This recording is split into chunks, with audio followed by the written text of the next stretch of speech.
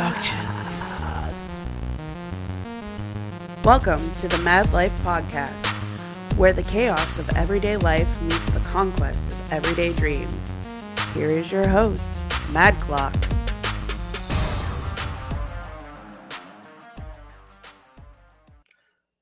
What's up, everyone? Welcome to the MadLife podcast. This is episode 2. I'm your host, the villain MadClock. This is sponsored by First Angel Media and Brutal Business Entertainment. I have a special guest with me today, guys. It's Mama MadClock. Say hi. Hi. So if you guys don't know, she is the wife and merch team leader of the entire MadClock entertainment production business, period.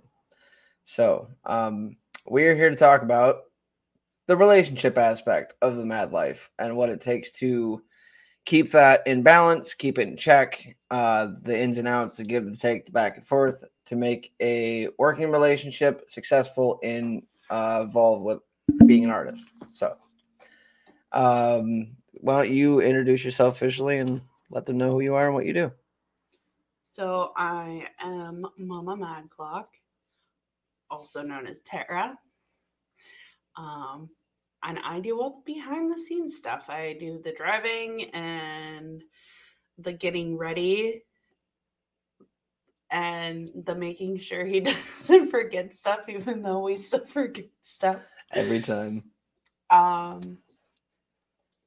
So does everybody know how many kids we have? And No, we should totally do a background on that. So to give you all perspective, we have a blended family of how many? 6. 6 kids. I forget. Sometimes it's too many to keep track of. But yeah, 6 children. I have 3 from a previous marriage. She has 2 from a previous relationship, and we have 1 together. So busy life.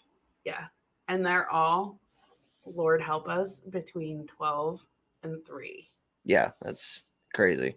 The oldest 3 are within a year and a half of each other. Yeah.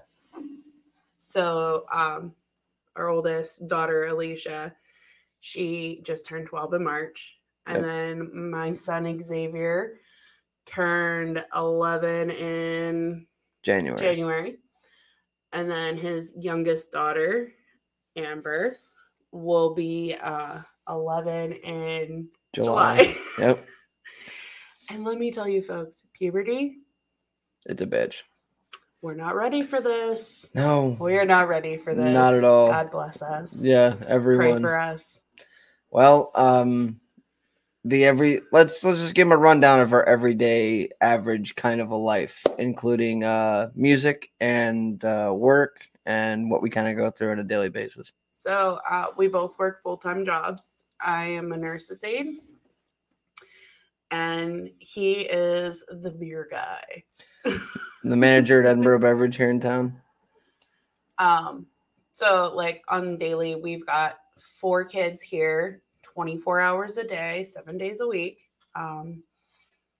We now have his oldest daughter, Alicia, living with us Full-time. My 2 children live with us full-time, and my son and my daughter, and our youngest obviously lives with us full-time. Eric, the baby. So, there's 1 in middle school, 2 in elementary school. Our kids do half days right now. COVID can suck a big fat one. Yep. It can be done anytime now. Would be great. If you're a parent and you haven't thanked your teacher yet, you haven't done online schooling. Because let me tell you what, they are my heroes right now. Yeah. They've had to put up with more than what I would want to put up with as a teacher, let alone as a parent. I know what I've had to put up with in nursing during this pandemic. I can only imagine what these teachers have had to put up with. For instance, I cannot get my 7-year-old daughter to sit in a chair for more than 15 minutes. At all. How a teacher gets her to sit in a chair, learn for 4 hours a day. Beyond me. I don't know. She's a hero. You're amazing. She's a hero. You're amazing. A hero. After last year, I wanted to not to sound mean, I wanted to murder both of my children. I'm not a teacher. I was not born a teacher. I was born to care for old people. It's what I do. I love my children. But God, please send them back to school full time. Please. Yeah. So, that's just added to the craziness of the already busy life that we have. And for anybody out there wondering how to make it work, we're still figuring that out. But there are some very key elements. Trial and error. Yes, a lot of trial and error. But her and I have known each other for, 15 years now? Yeah, since we were freshmen. Since freshmen in high school. We went separate ways for a bit, reconnected later in life. Best thing that probably ever happened. But, I mean, life doesn't happen the way you expect it to. Never. So, there are key elements in, I think, just about any relationship that involves a full-time or it's aspiring artist or musician or actor of any kind. There are some staple key elements in a relationship. I think that in a relationship, period. Yeah. Not even like we communicate a lot. We have a lot of kids. We have a lot of different schedules going on constantly. Right. People have doctor's appointments. We work different work schedules. Some days we don't see each other at all, and the only contact we have is over a phone until 11 o'clock at night. Yep. And then, he needs to go to bed because he works a morning shift, and, and I'm still kind of wired from being at work and not kind of sleepy yet. So, we make those sacrifices, whether some nights it's him staying up a little later or me getting up a little bit earlier in the morning. But we communicate that to each other, and that's been huge. And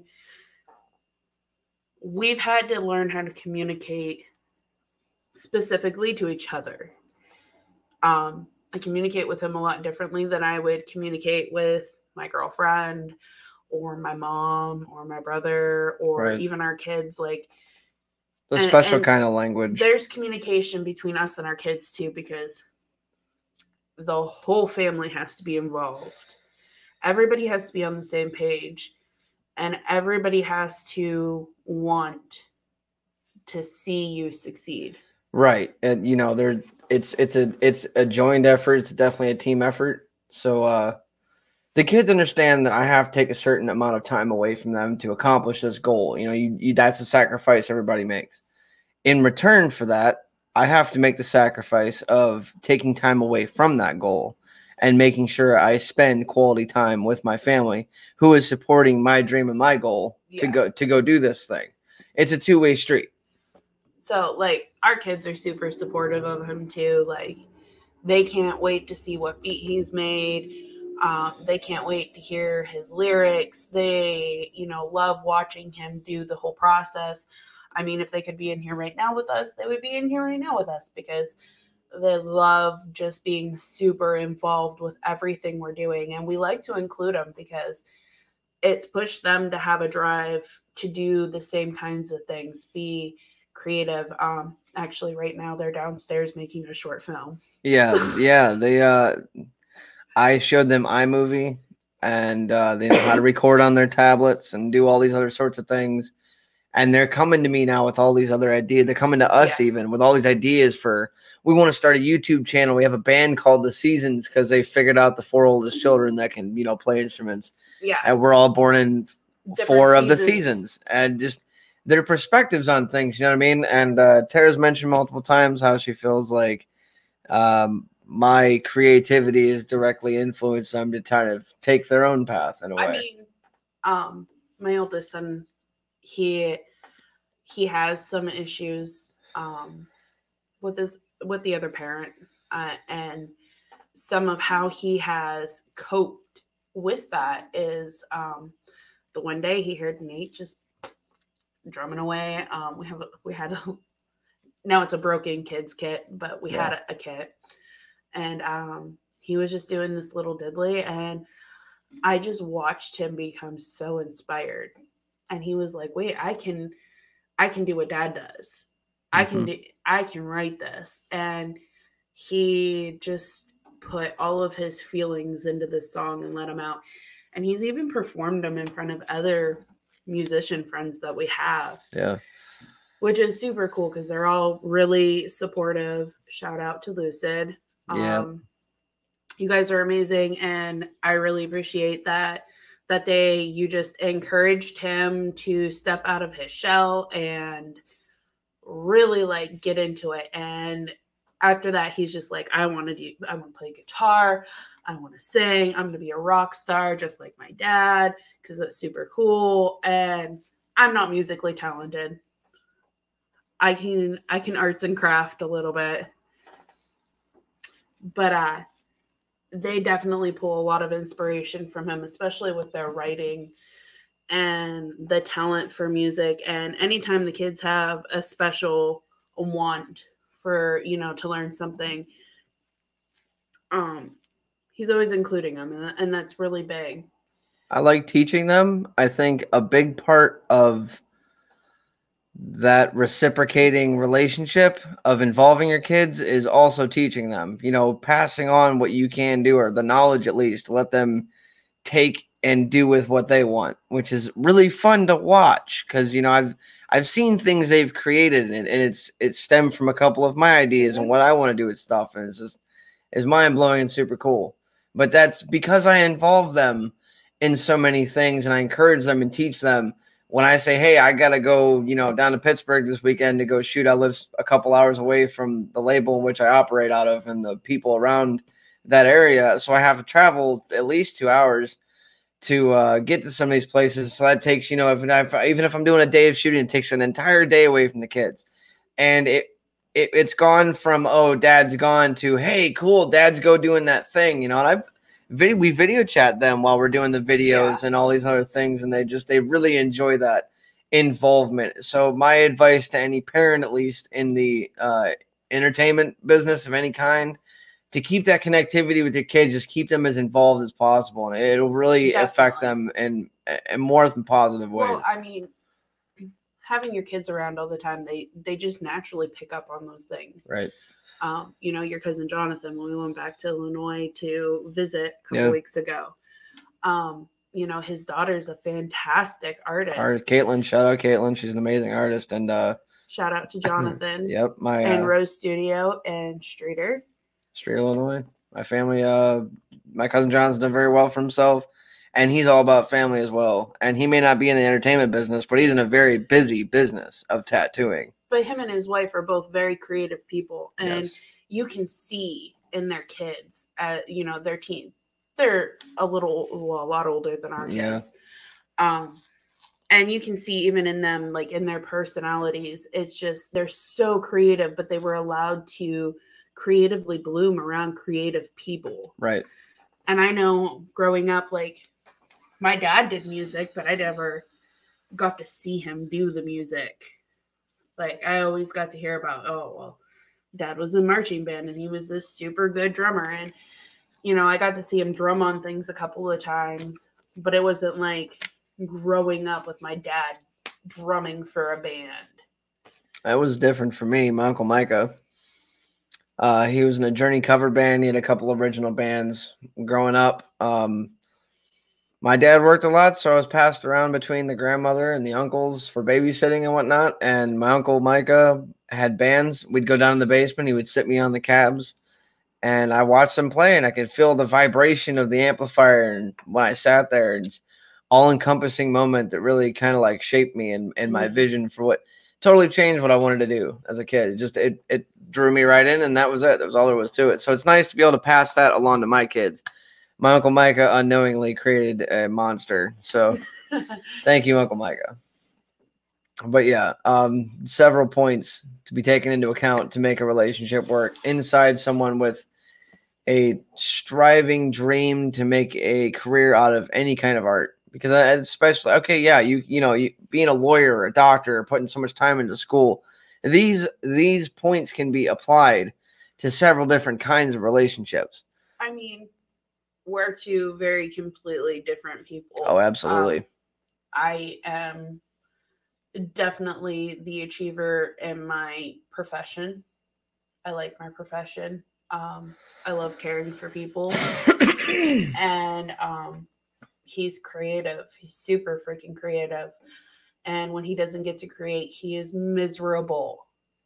So, ladies, if you have a creative man and you are keeping him from creating, or he is keeping himself from creating, he needs to create, because they will never be happy unless they do it. And it's knowing that and respecting that that's going to keep a relationship, I think, stronger in the long run, because you and I just have a depth of understanding of what's important to each other as individuals, you know? I mean, in the beginning of our relationship, we went through a period, it was really rough for both of us. We were homeless, living out of a car. We went through a lot. Yeah. And it tested our relationship. And at the time, he was like, I'm never doing music again. It ruined my last relationship. There wasn't any trust and blah, blah, blah. And I was like, look, it was getting bad. It was getting really bad, and his depression was getting bad. And we got a laptop, and I found this cheesy ass beat making program that is probably the cheapest, freest beat making program ever, and sat it in front of him and told him, if you don't make music, we probably won't last. She was right. And he just took everything he was going through at the time, his recovery, battling for his kids, the struggles we were going through in our personal life and our financial life, everything, and just poured them into these songs. And is it the best album ever? No, because he gets better with every album. But it got him back into it. That first album, Time's Up, was definitely the most it's probably going to be the most emotional piece of art I ever make, because I was going through recovery from addiction, from heroin, opiates, pills. I had not seen my kids in over 6 months, was battling trying to get custody after learning what that was, even as a thing. I mean, no one tells you as a kid that, oh, hey, if, your family splits up, this is what you got to do to see them. You really just learn that all as a crash course on your own. So it was difficult trying to learn all that, trying to keep my head straight, trying to stay clean, trying to keep her happy, trying to keep my mental state afloat. And music was the one thing that just shut everything else up. It didn't matter. Nothing else mattered in that moment. So seeing that, she knew that it was something that I guess I needed, whether I was going to admit it or not, and kept pushing, encouraging me. And I mean, look at me now. We got a podcast, baby. So yes. when here we are sitting on a podcast 5 years later, in a 6-bedroom house. We're not homeless anymore. Struggles later. Yeah. We're just a totally different spot. But I mean, that support goes both ways. Right. Because when I started to get stuck in my career, you encouraged me to do the same thing, because when you're not happy with what you're doing, right, nobody is happy. No, at all. So I started recognizing that she hated her job, needed a change of pace at the very least. And she said, all right, well, I want to go back to school. And we realized that it may not be the easiest thing in the world to go work full time and to go to school full time to get your degree in a similar field for billing and coding. Mm-hmm. And so I worked extra hours. I stepped up and worked, took care of the house more than I normally did at the time, just to make sure she had the time, the headspace, and the availability to be able to stay in class and get her homework done and get your Thursday posts up and discussion boards and all that stuff. I had specific days I had to have schoolwork done, and it was sacrificing that. Oh, well, we've just worked opposite shifts the entire week. It's your only day off, and you now have to cram for this paper that's due by midnight tonight. Because 3 kids have had doctor's appointments this week. You've worked overtime. The pandemic really hurt the nursing community, something fierce when it first started. We're still extremely short-staffed in the community, and it's meant a lot of extra hours for me, and to have that extra support of knowing don't have to come home and clean the bathroom today, you know, or I don't have to come home and do supper tomorrow. I, you know, can get up and not have to worry about making the kids breakfast and lunch and, you know, cleaning the house up. I can concentrate on my schoolwork, and, you know, you had all of that handled. It was a lot of just involving the kids too, even in that, you know, hey guys, you know, mom needs to concentrate on her school right now. Let's go down and do dinner, or let's, you know, while we're cooking, let's throw some laundry in, or let's, you know, get the dining room cleaned up. Like, it's small things like that. When she walked through the door and see that there wasn't a mess on the floor, she could take her shoes off and go straight to bed if she wanted to. That just kind of helps the mental state. So when you wake up in a breath of fresh air, you just want to keep going, or you can keep going. I mean, and it's the same thing when you have a busy weekend with, you know, shooting and stuff like that. You know, the kids and I will step up and be like, all right, well, I mean, if we get it done early in the week, we don't have to worry about it over the weekend. Right. They can have fun while we're gone doing what we have to get done. It's all compromise. It's a two-way thing, you know, for the entertainer and for the muse. There's a two-way street. There's just because I'm trying to pursue this thing doesn't mean she doesn't have things she doesn't want to do, and I have to stop, pause, reflect, and respect those things. For those of you who don't know, Mama MadClock does most of all my in-house merch. Yes. T-shirts, hats. She's even making lamps. Like, that's her crafting. It's her skill. It's her passions, what she's really good at. And I encourage her and push her to do that. It just so happens she got to do stuff for me and channel through what she's already good at to aid me even more in what I'm doing, which is a huge help. And doing it together even, and watching her get the equipment and the machine and learning it. So it's like mind blowing. You know, I come from a graphic design background. I graduated Econ Technical School, taught my class for graphic design. And watching someone that had never had a day of training of editing in her entire life create, figure out this program, make the thing, and put it on a shirt, I was like, super dope, man, super cool. She's hardworking, and she wants to figure out and be there to help. The nursing background and the need to help people has been a direct result of how good she is to me and the kids and everyone around her.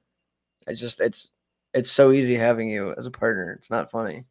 It's enjoyable. And that's what I encourage anyone in the music industry or entertainment business to look for. Marry your best friend. Yeah, it sounds simple just to say that. And it is when you know that that's your best friend. You know what I mean? And even if you can't solidify like dating your best friend, or if that's not a thing, you still make sure the people around you are. You have to be able to make sure you can talk to your partner. Yeah, the supporting roles are just as important. Know, we have any kind of issue, like we have rules. When we came into this, we had to set boundaries, because I'm not going to say I am the non-jealous type. Sometimes I get a little jelly. I think it's kind of hot, but it depends. There's like a creepy factor of jelly. This is not no bueno. It's a little, you know, but there's none of that. It's just, you know, out of respect for me, I'd rather like he not perform with his shirt off. Right. There's certain boundaries that I'm willing to respect. And that's important, like for the photo shoots that I did with Bell Rotten. Yes. And all that for the upcoming album. We went to a church. Shout out John Lee, Machika, and First Angel Media, and those amazing photographs you got of me and Bella Rotten and Raven. Yes. Who also did videos or photo shoots the same day. Yes. But you know, it was respect between me and the model as well. Her asking me, do you feel comfortable with this? Right. And me even stepping in and being like, oh, well, you know, I know what he's looking for. I know what kind of mood he wants. What if you did this and posed this way or touched him this way? And I have to be confident in our relationship. Right. And not going to lie, took a very long time to get here. Very, very long time to get here. But we have that. Yeah. And it like happened strangely. Yeah. And overnight almost. Yeah. The trust I mean, we've been friends for 15 years, and we were always easy to talk to each other, easily connected, easily communicated, joked, laughed, and easily trusted each other. It was pretty right off the bat. It was just kind of like an unspoken I can trust you. I feel safe with you. I love you. That I think bringing the point back to even if you hadn't been in Pittsburgh that day and you had gotten those shots back, I don't think you'd have been upset totally because excited and been like, oh, I would have totally had her do this. Right, because you respect the vision and you respect and you know that there's respect taking those pictures. You know, and again, we know each other's boundaries. We know what the other is comfortable with. So if it was something that I wouldn't be comfortable with, you know, he would have been like, no, but you have to have that trust. You have to have that trust. Right. If you can't have trust in a simple decision, how are you going to handle them being on tour? Right. Yeah. There's certain lines of respect that need to be held.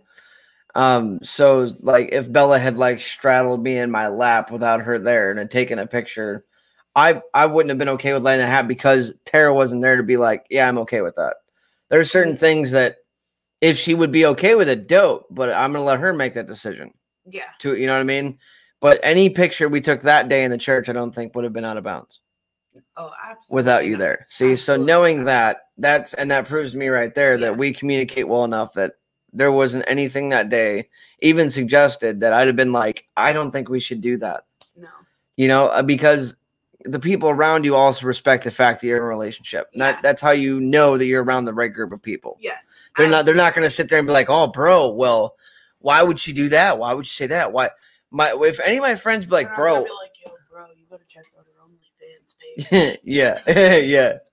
Shout out OnlyFans. But no, if any of my friends had come up and be like, bro, that's stupid. Why won't she let you perform without a shirt on? I don't need those people around me. Okay, cool. Go fuck yourself. I want people around me to be like, oh, that's really cool that you respect her wish for that. Yes. You know, but I do make you some pretty awesome tank tops to go out up on stage with. Yes. Like the Jordan jersey I got you. Yes. I don't need to be topless to be hot, bitch. I'm sexy. I'm fine. But yeah.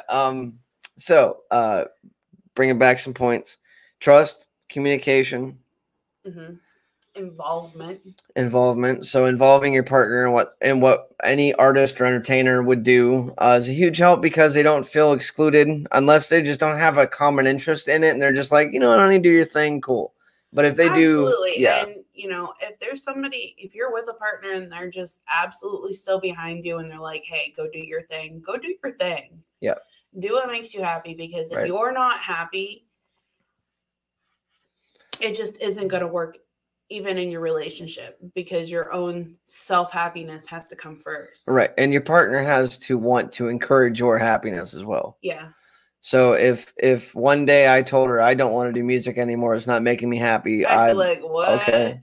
Yeah. It'd be I probably wouldn't believe you. Probably not. But if I had, okay, well, I want to start writing books and stories. And I poured my heart into doing full stories or something else creative, at least. I would be behind you. Yeah, right. But if I was to be like, oh, I'm not doing music anymore, it doesn't make me happy, and then I don't do anything else, what would you say? I would probably have you admitted. See, that's understanding that what the other partner needs, okay? I know for a fact that I just know your music is like your journal, your life's journal. Right. If anyone listens to your music, they're probably getting a peek into something that has happened to you at some point in your life. Yeah.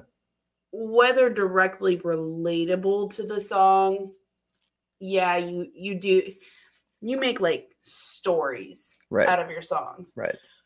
But the morals in the stories directly relate to something you're going through in your life at that point. Correct. I've made songs that are totally fake, false, and full of shit. But the points and sometimes the things that happen in the story with these people that don't exist, or maybe sometimes what they do didn't happen, but it just everything's pulled from a personal space. Yeah, a feeling you're having in that moment. Right.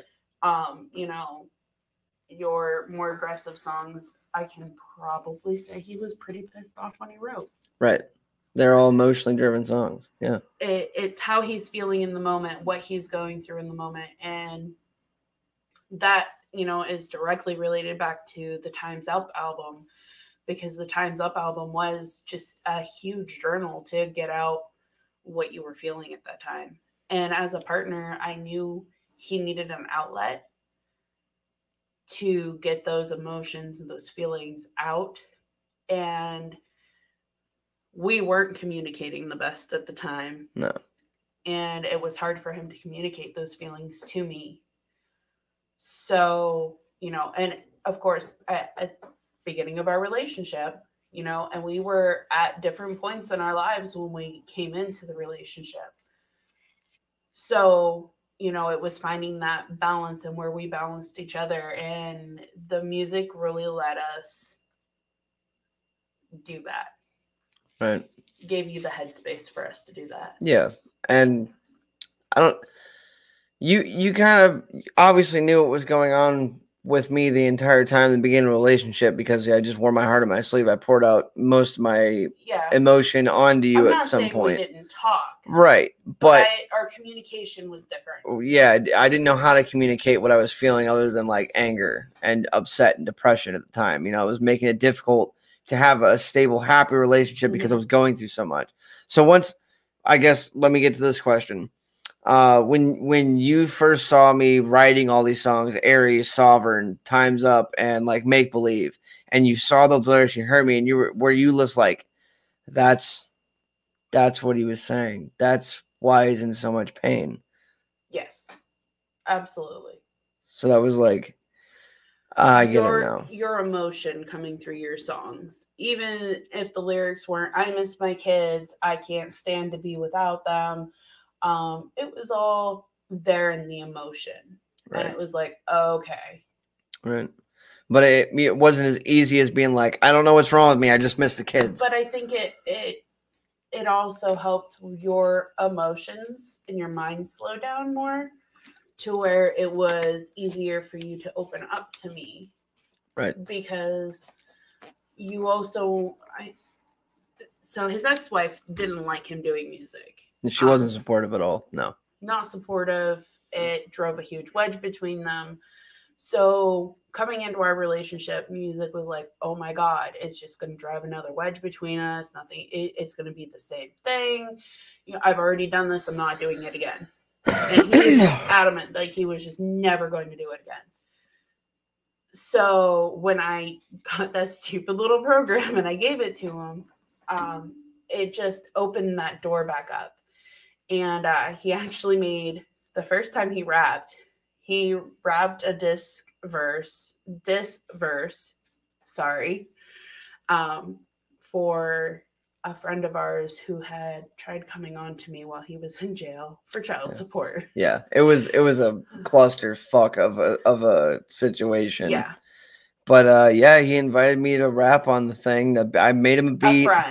Just a friend, and I was like, I don't know, man. I'm not a rapper, like, but I tried, and so he steps into the booth, and he's in there, and he's like, all right, I got this. And, he does the verse he had planned on doing.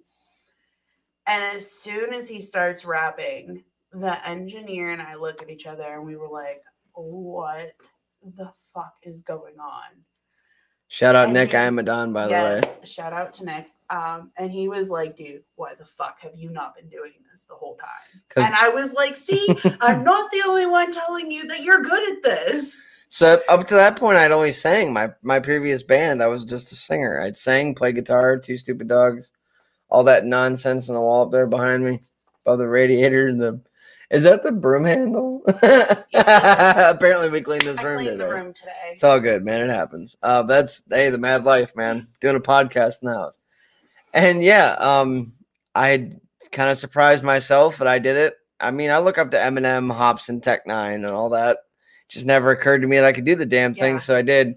And Nick and her were beyond blown away, and that's just kind of what started it all, and it just kind of took off from there. It was like, I mean, it wasn't that good. It wasn't, and I kept making him replay. I'm like, just replay your verse.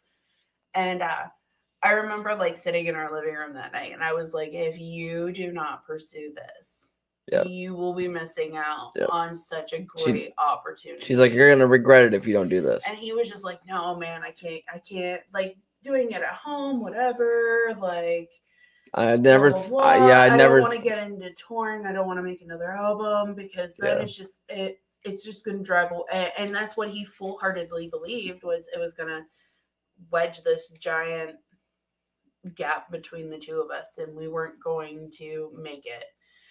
And I saw the need in his, like, when he was in that booth, and then just seeing him in that booth and like in his element and doing what he loved, it was one of those things, like, I could never ask him to not do that again, because I saw how happy it made him. And in that moment too, I realized that, like, okay, she's for real trying to, like, wants me to do this. Because it's certain, even you saying, I clearly remember even you saying, like, you should really do this. I was thinking to myself, like, you're just saying that. Practicing in front of me. You're just saying that's so good. That's so good. And I'm like, no, you're just saying that. No, that's not. Don't do that. Like, it was, I mean, you want your partner to be happy, but I've been so used to someone that just saying something to say it, you know, and didn't say it because you meant it. So it's like breaking that barrier of, okay, you do believe me that, you know, that we can make this thing work. So after I kind of had that confidence of her being okay with me doing this crazy thing, I kept doing it kind of without that thought, and it became more of a natural, and it allowed me to, like, really work and hone in on my skills. And that's the main part of having support from a partner, is not just supporting them to get the thing done, but leaving them with that headspace and that time to really hone in on their skill and make something more of it. Take advantage of it. It's a great crafting time. Yes. So while I'm doing something creative, she's off doing something. Like, it's like, okay, creative hour, you know. I get really in my zone. I lock the door. I get my microphone on in front of me. I put my headphones on, and I go somewhere. I'm somewhere else, man. I'm not even me. I mean, and a lot of times I take that opportunity. I'll do a craft with the kids. You know, we'll sit down and, you know, he'll sit here with his headphones on and we'll be playing video games in the background, or, you know, watching a movie together. Like, we're all still in the same room. We're still all together. Oh, yeah, for sure. We're all still spending time together, but we also know that we can all still be spending time together, but doing our own individual things. Right. And I think that's another thing that's helped us too, is, like, we now realize that we can both be doing separate things and still be happy together. Right. And spending time and getting that time together. Because, I mean, let's face it, I take care of people all the time. I take care of our family, the kids. And I go to work and I take care of people. And sometimes it's really nice to come home and him be doing something and occupied. And, no offense, dear, but not have to take care of you or a need. Right. Or, you know, just my attention. Even just my attention some nights is just mentally like, I can't do this. She's just buried in her phone, and I'll be like, hey, babe, this and that. She's like, not answering me. Okay.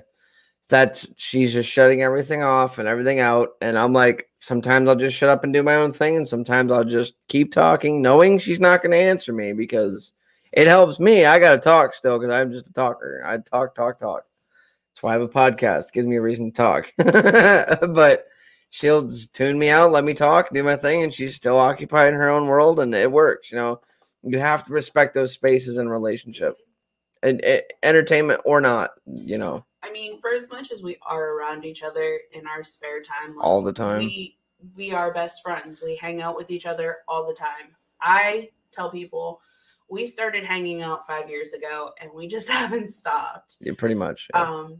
I remember I picked him up one day in my 1999 Oldsmobile Alero. Shout out to Red Eagle. And we drove around in that little red bitch, listening to amazing music, talking about music, and that's where we've always really connected. Is our taste in music is very similar, and we both like a lot of different genres and a lot of different types of music and a lot of different bands. And you know, we've experienced new bands together. We've experienced you know, I've shown him bands, he's shown me bands. We really find those moments to connect. Even now, it's nice to go hop in the car sometimes at night and just drive for an hour and crank some tunes and talk. Yeah, it's music's kind of any aspect of it, listening to it, creating it, being there, a show or whatever, you know. I've supported other bands, I've managed other bands, I've tried to teach and show other bands things. It's an all-encompassing thing, music in general. And it's one thing that's always brought us back to a common ground in a way, because we do listen to a lot of the same stuff. It's really cool when she's like, babe, I found this artist at work while I was like, check her out. She'll screenshot me the Pandora on my way whatever. Home, I listened to this really cool band. Here's the screenshot. Check this out. I didn't look at it yet, but here's they're really good. And then I'll check them out. I'm like, wow, they're really. And then we'll listen to them for the next 6 months, a year, forever. You know, it doesn't matter. Melanie Martinez, Marshmello. Yeah. Nothing more.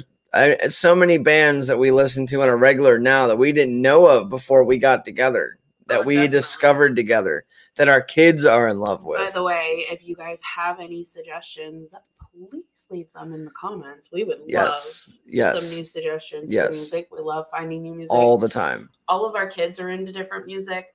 Alicia really takes after him. She loves metal, heavy metal, chick metal, any kind of chick metal. OTEP, I got her into OTEP. I got her into Kitty. Yeah, Kitty's her favorite. She wants to have the red hair. Yes. Like the drummer, the guitarist. The drummer, yeah. Well, the original drummer, yeah. See, I was right the first time. I second guessed myself. And you know, Xavier, he is in love with 21 Pilots. They are in Imagine Dragons. Yes. Both are huge inspirations for him right now. Yep. And you know, both bands have let him come out of his shell a lot. Amber, she's more into the hip hop. He actually did a little rap verse with her the one day. Yeah. She's probably going to be the one to follow in your rapping.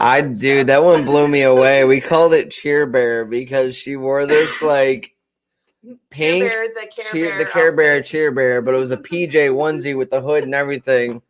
And I was messing around. I beat the one day. She's like, Daddy, I want to rap. And I was like, oh, that's cute. Cool. Well, let me just hit record real quick. I was like, man, it's a once in a lifetime opportunity. Let me get some video of this shit real quick. Yes. So I thankfully video recorded it. And I was like, ooh, Amber Lynn on the mic, spit it out. I made this beat and I just started playing. I swear to God, this girl can rap her ass off. Yeah. She was like on time. And for being what? Being on the fly. 9 at the time. Not even. I think she was like 8, 9, whatever the fuck. I'm definitely the girl rapping more. Yeah. But see, if I wasn't encouraging that behavior and pushing and showing her, inspiring, it may have never happened. And then Olivia's who found Marshmello. Marshmello, yep. Olivia's our Marshmello fan. Our techno girl. She wants to dance. Club dancing. Rave music. It's Galantis. Yes. That's her favorite. Her absolute favorite. I wanna run away. Yeah. And Aiden hasn't really found his niche yet. He just likes anything that everyone else is dancing to. He just loves rocking, man. He wants to move. Loves rocking. Eric loves 12-Foot Ninja. Yes. I happened to discover this band, 12-Foot Ninja from Australia. And I was playing it one day. For those of you who don't know and are interested, I can put the comment in the description of the video. One Hand Killing. And if you don't know who 12-Foot Ninja is, please go look them up because they are incredible. And my son is just mesmerized by these guys. He'll repeat some of the words in the video and he gets the drumming down and he does this. For playing guitar, for playing the guitar. The kid is just hilarious, man. He's a whole character. He's a whole ass character. It's so fun to watch him just be him, you know. Mm-hmm. Cheers, by the way. With my Arizona green tea. Ooh. Little Cayman Jack, little margarita. We just passed Cinco de Mayo for you Mexican brethren and Sista. But yeah, so okay. Trust, communication. Inclusion. Inclusion, yes, including people and encouragement, and definitely encouragement. There's so many different aspects involved in a relationship. And I think like we have the key rules for our own relationship. For sure. Like, my grandparents have been married for almost 60 years. 60 years? Yeah, I think they're coming up on 60. Wow. When Zave was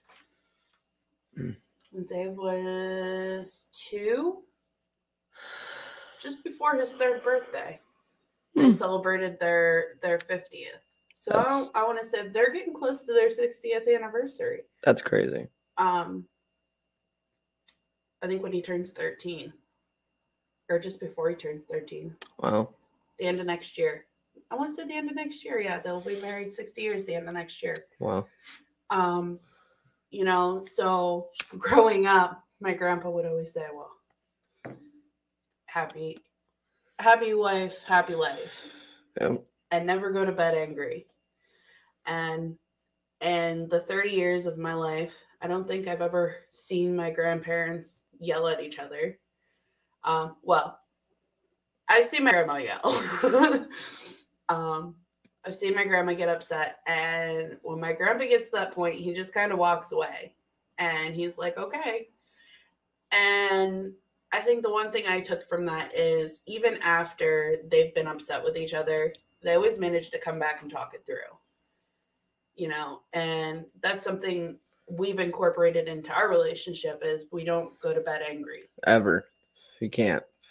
What's our so like she says, every relationship should have its own set of rules that pertain directly to how the two personalities coincide within each other. What we like to call bat signal. The bat signal. So if everyone remembers in the old Batman cartoons, whenever the bat signal went on, Batman always came.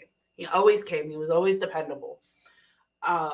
So we made up our own bat signal, which is just a signal between the two of us if we're stupid mad or we're having a stupid fight because the kids drank the last of the milk and now we've got to spend our last $3 on milk when that gallon of milk should have lasted us the next week.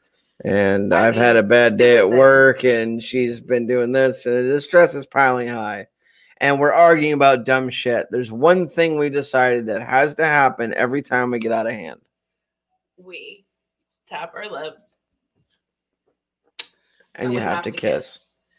And it is the biggest icebreaker when we are absolutely pissed off at each other. We just end up laughing because it's just fucking funny after a while. Because at a point, like, you don't want to reply to it. Like, you're so mad. So mad. You're like, fuck this person. Fuck you. I don't even care. I'm done. I'm over it. Like, we're just, this is it. And then at the most opportune, one of us just happens to go. Over and your partner's going. And you're like, God fucking. And you have to answer. Batman always answers the bat signal. Always. So that is something that we've put into place because we know we can get out of our hand emotionally. We know we can get angry at each other for very bad. Be hotheads. Yes. Like, under stress, under pressure, bad day, bad mood, wrong day, wrong time. But again, that goes back to we're the most completely honest with each other. Right. So if I'm having a bad day, I can't show my bad day at work. Like my life stops at the door of my job because I have so many people that I have to think about their life before I think about my own while I'm at work. Right. So unfortunately, sometimes it just gets all bottled up. And then I come home and one day it just explodes and we have this huge fight and I'm crying because, you know, he stepped on my hippo. And yes, I have stuffed hippos. That I got you every year for Valentine's Day. And, you know, the floor is on the floor. In that moment, you're almost like a teenage girl just crying over anything and everything.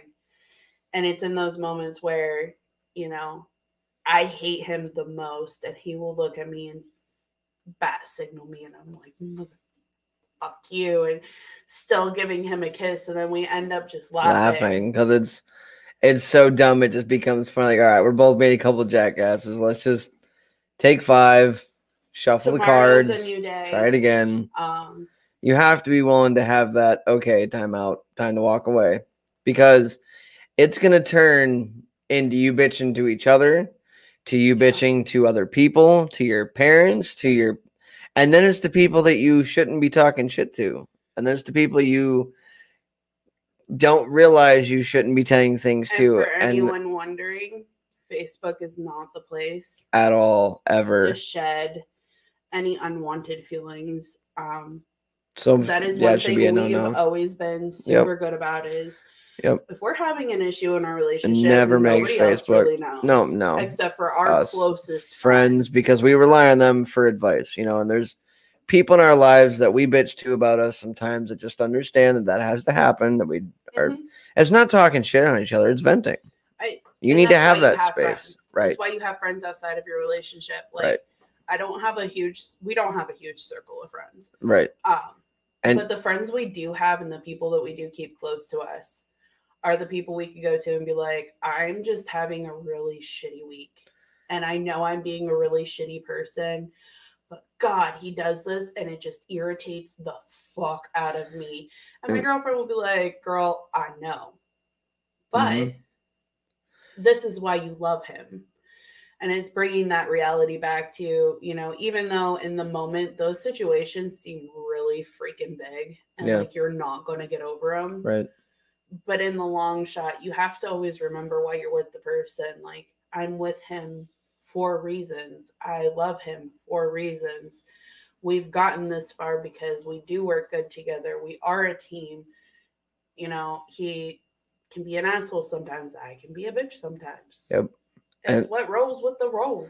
But it's not like you have to, as a partner, understand that your partner is going to bitch about you to somebody else close that they rely. And she can come home and be like, well, I was venting to so and so about you, and in that moment I can't be like, oh, we talk shit on me, huh? Cool, that's a bet. What were you saying? More than likely was.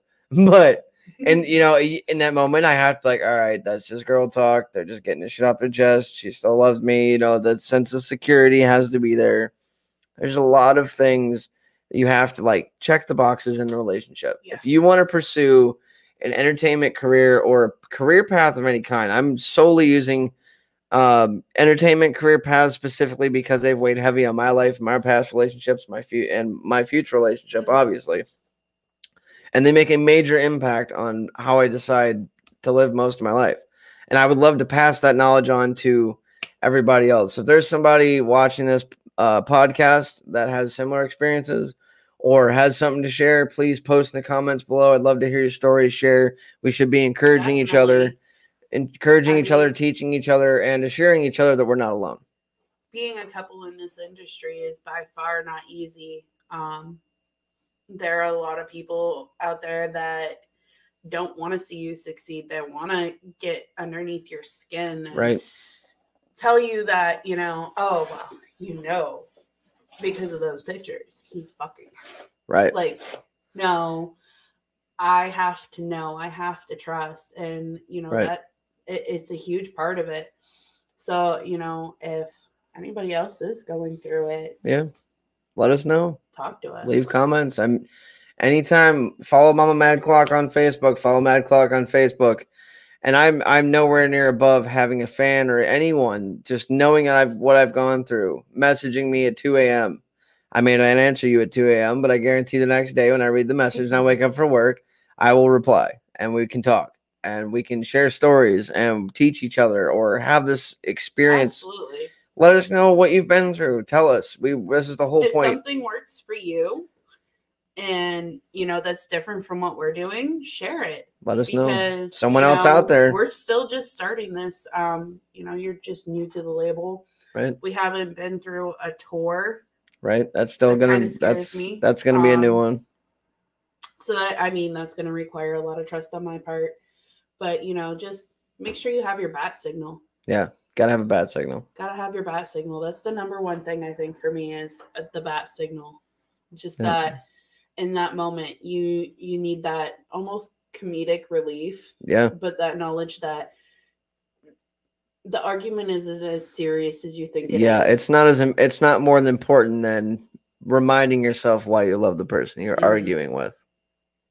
Yep. So our tips are good communication. Communicate. Be involved. Involve yourself. Have a bat signal. Bad signal. Don't ever go to bed mad. Don't go to bed angry. No bueno. Because you're not going to sleep good anyway. Oh, and hydrate. and eat your fruits and vegetables. And do yoga. I hear goat yoga is fun. We should try it. What do you think? Ting. No. Tingin. Having a goat crawl. Shout out. Shout out Chloe Ting, because that bitch is a badass. And she will make you hate your abs and hate her. But it will be worth it. And planks. Fuck planks. Fuck up down planks. But this right here. Most importantly, have fun. Yeah, this right here. This little banter back and forth. This fun, lighthearted, real love is what is by far needed. The friendship, the real friendship. Have fun. And always remember why you fell in love with the person to begin with. Because shit gets difficult. Yes. There's ups, there's downs, there's ground bottom. Yep. There's ground zero that you have to crawl back up from. Yep. And, if you have that one person in your life that you can say, man, I know if I'm ever in that position, they'll be there for me. Like, keep those people around. Yes. Those are the people you want around. Yes. So, like, even our friends outside of the two of us, they're all people that I could trust if one of my kids was sick or injured and I couldn't get to them, that they would drop whatever they were doing to help me. Right.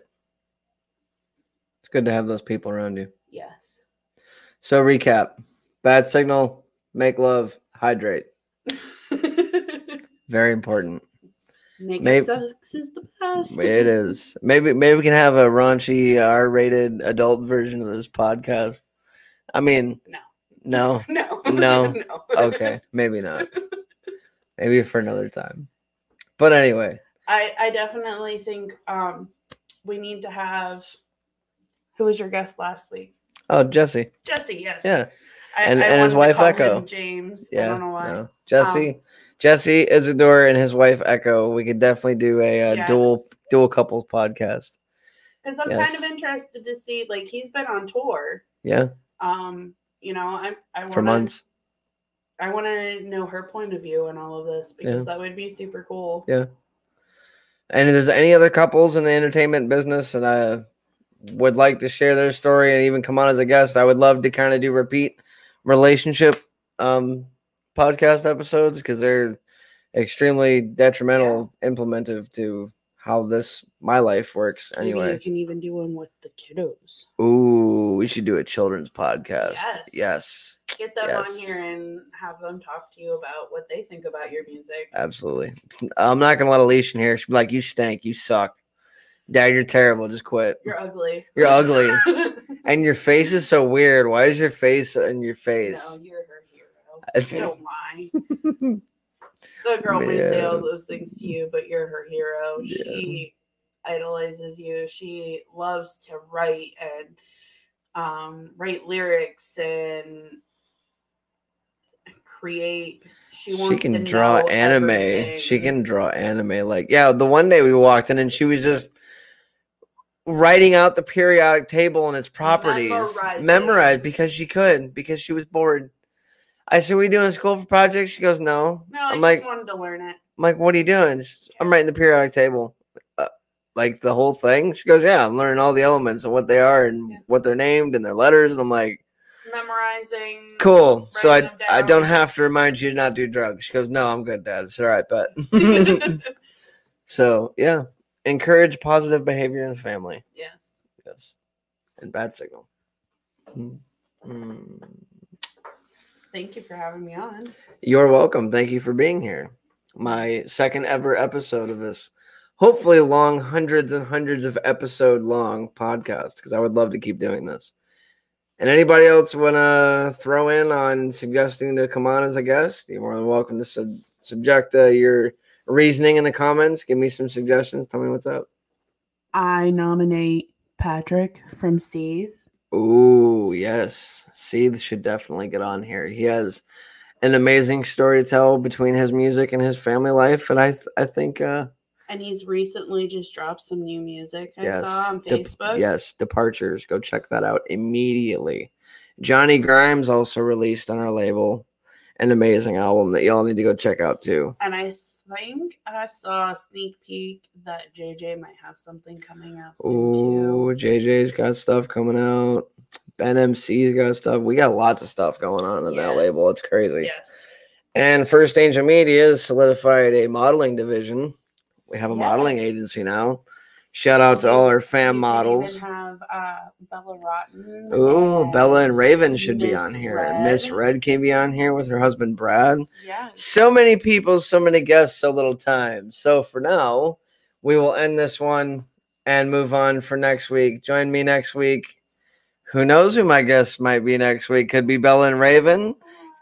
Could be Miss Red, could be Mr. Seethe, could be anyone. I guess you're going to have to tune in to find out next time. Thank you for joining me on the MadLife podcast. This has been episode 2. Thank you to the beautiful Mama MadClock for joining me. You're welcome. Any last words, beautiful? Conquer the day.